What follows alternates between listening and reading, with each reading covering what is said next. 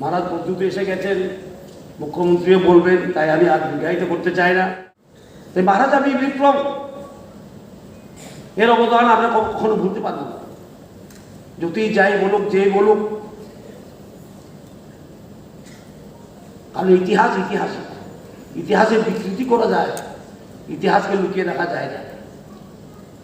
একটা ফেমাস লেখক লিখেছেন, even God can't change history.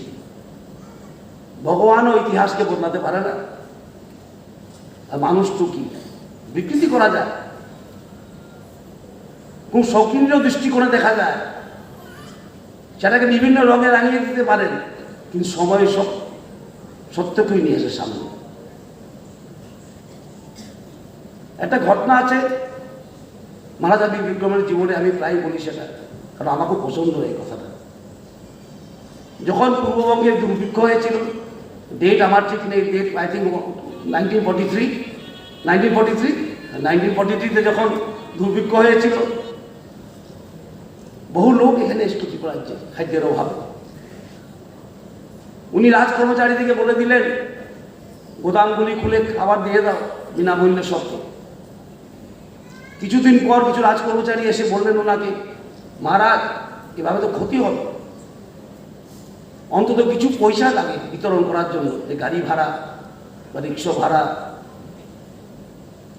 উনি বললেন, দেখো আমার হাতে রাজদণ্ড, আমি তো ব্যবসায়ী নই, শেরপাল্লা নেই আমার হাতে, কত দিলে কত পাবো।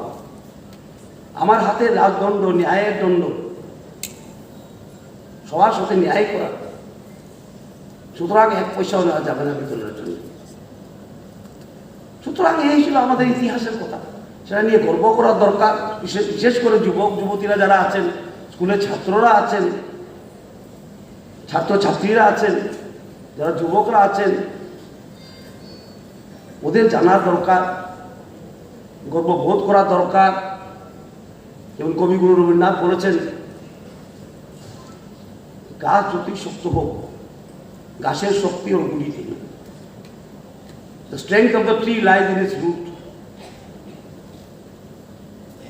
এবং মহাত্মা গান্ধী বলেছেন জাতির জন্য, হাওয়া আসুক আমার বাড়িতে, বিভিন্ন জানলা দিয়ে বিভিন্ন হাওয়া প্রবেশ করুক, সেটা ভালো।